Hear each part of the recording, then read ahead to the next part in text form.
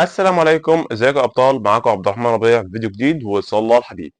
قبل اي حاجه ما تنسوش الصلاه على الحبيب والاشتراك في القناه وتفعيل زر الجرس علشان يوصلكم كل جديد. ويلا بينا. النهارده اقول لك على حاجه ممكن تفرق جامد في تقدمك في الجيم: المكملات الغذائيه.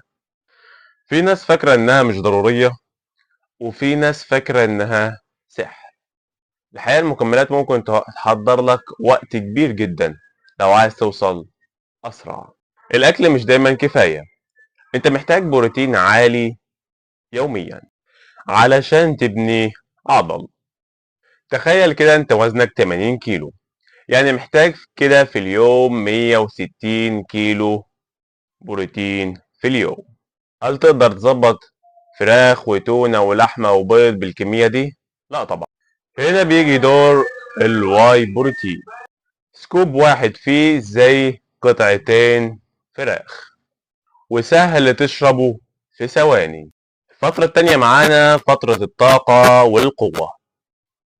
قوة زيادة في التمرين وتضخم أسرع. الكرياتين. الكرياتين من أكتر مكملات المثبت، بيساعدك تشيل أوزان أكبر وأكتر، وبالتالي عضلة أكبر وأسرع. وسهل تشربه في ثواني. الفترة التانية معانا فترة الطاقة والقوة. قوة زيادة في التمرين وتضخم أسرع. الكرياتين.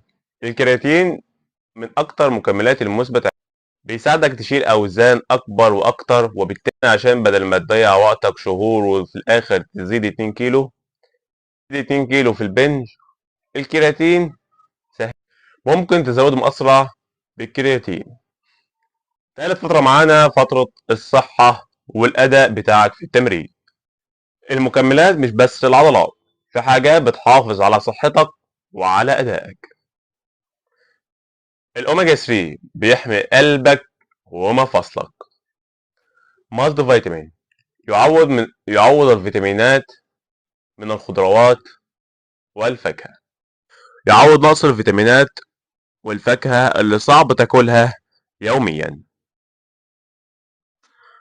الخلاصة: الأكل هو الأساس، لكن المكملات بتخليك توصل أسرع.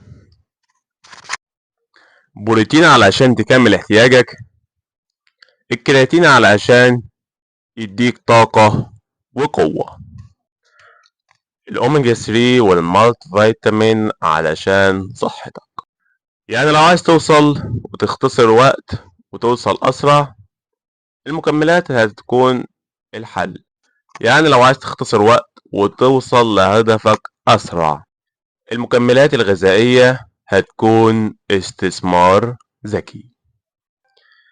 دي كانت الحقيقة عن المكملات. مش سحر، لكنها مهمة جدا لأي حد عايز يبني جسمه بسرعة وطريقة صحية. لو استفدت من الفيديو ده، ما تنساش تعمل لايك وتشترك في القناة وتفعل زر الجرس علشان يصلك كل جديد. واكتب في الكومنتات ايه اكتر مكمل نفسك تجربه.